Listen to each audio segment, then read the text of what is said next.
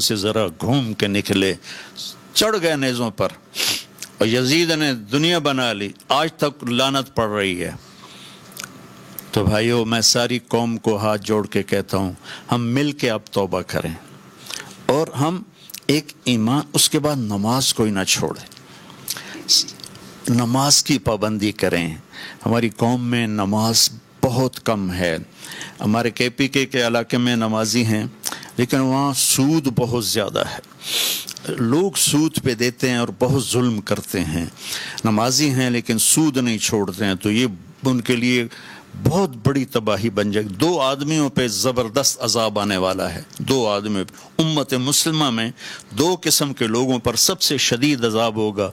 एक सूद खाने वाला, देने वाला नहीं, खाने वाला, सूद लेने वाला, और एक नाहक कत्ल करने वाला। इन दोनों के लिए सबसे खौफनाक अजाब है जहन्नुम का, अहले ईमान में से।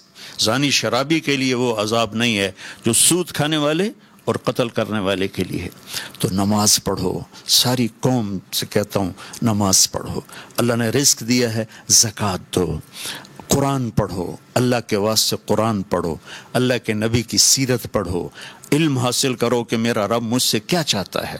मेरा रब पहली सतर है बिस्मिल्लाहिर्रहमानिर्रहीम, कि मैं रहमान और रहीम हूँ, कोई सख्त हुक्म नहीं सुनाऊंगा, आसान होंगे, कर लो, बड़ा नफ़ा रहेगा।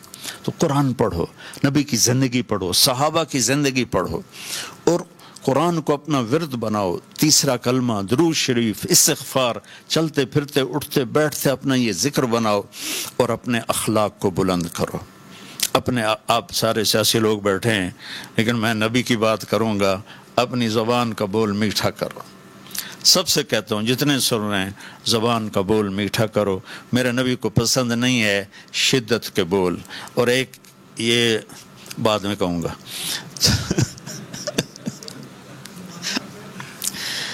तो अपने ज़बान के बोल मीठे करो। मेरे नबी ने से पूछा गया, या रसूल अल्लाह, सबसे ज़्यादा जन्नत में क्या चीज़ ले जाएगी? तो आपने फरमाया, अच्छे अखलाक और तक़वा।